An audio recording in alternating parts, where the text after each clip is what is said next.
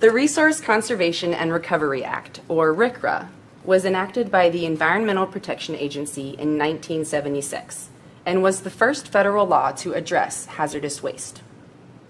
It regulates any company, person, or government agency that generates, transports, treats, stores, or disposes of hazardous waste. RCRA's overall goal is minimizing the amount of hazardous waste generated in the first place. The EPA has clearly stated their intent to make sure that all generators of hazardous waste look at their manufacturing processes and eliminate from the source any potential for creating hazardous waste. The less waste created in the first place, the less waste needs to be regulated. That's good for you and good for the environment. Hazardous waste is regulated from the moment of creation to the moment of disposal. Cleanup can be extremely expensive, and fines and penalties ranging into the millions of dollars can be imposed on the violating company or individual. Due to the nature and variety of missions that take place on the installation, Redstone Arsenal produces a large amount of hazardous waste and is considered a large quantity generator, or LQG. A company, organization, or individual is considered an LQG if they produce at least 1,000 kilograms of hazardous waste per month, or 1 kilogram of acutely hazardous waste per month. Hazardous waste is defined as any discarded material that is solid, liquid, semi-solid, or gaseous. Because the EPA leaves it up to the generator to determine if their waste is hazardous, it is imperative generators are painstakingly thorough when investigating their waste. Any mistakes can have serious consequences. A generator unknowingly producing hazardous waste can threaten human lives by polluting the environment, incur expensive waste cleanup costs, or be charged by the EPA as an illegal operator, which is one of the most common and costly violations that the EPA hands out. The EPA requires a 4-step process to determine if a waste is hazardous or not. The first step is to determine if the waste is excluded from any regulations. The EPA has named over 500 specific hazardous wastes, including acetone and methylene chloride. But some of the wastes that are excluded from these regulations include domestic sewage, industrial wastewater discharges, and solid waste that does not contain any hazardous waste.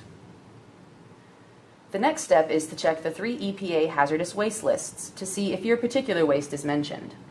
The first list describes non-specific sources of hazardous waste, or F-listed waste. The second list includes specific sources of hazardous waste, or K-listed waste. And the third list is the commercial chemical product list, which is broken down further into 2 distinct categories: acutely hazardous waste, or P-listed waste, and toxic waste, or U-listed waste. You may check with the Alabama Department of Environmental Management for the most up-to-date list of hazardous wastes. The third step in deciding whether or not your waste is hazardous is to determine if the waste is a mixture of listed or characteristic waste with a non-hazardous waste. It is important to note that if hazardous waste is mixed with non-hazardous waste, or with materials such as rags or spill cleanup absorbents, the entire mixture is considered hazardous. So you've checked the exclusions and your waste is not listed. Then you checked the EPA hazardous waste lists and your waste is not mentioned. Finally, you determined that your waste is not a mixture of 2 or more materials. If you are still unsure whether your waste is hazardous, use the 4 categories of characteristics the EPA has designated to identify waste that does not fit neatly onto any list: ignitability, corrosivity, reactivity, and toxicity. Liquids that have a flash point of less than 140 degrees Fahrenheit are considered ignitable. These wastes are capable of combustion under standard temperatures and pressures, and burn vigorously and violently. Also, chemicals that may cause or promote combustion by easily giving up oxygen or removing hydrogen from other materials are considered ignitable. Materials that corrode steel at a rate greater than 1/4 inch per year are recognized as corrosive. Also, aqueous materials that have a pH value less than or equal to 2, or greater than or equal to 12.5, are considered corrosive. Wastes are acknowledged as reactive if they are unstable, can explode or readily undergo violent changes, are capable of generating toxic vapors, gases, or fumes, or react violently when exposed to water. The final characteristic of hazardous waste is toxicity, which includes materials that contain certain concentrations of specific industrial chemicals, metals, or pesticides. These toxic chemicals can bioaccumulate in plants, fish, animals, and humans, or can leach into soil and groundwater. According to RCRA, there are 3 ways to determine if your waste includes any of these characteristics. First, a representative sample of the waste can be tested.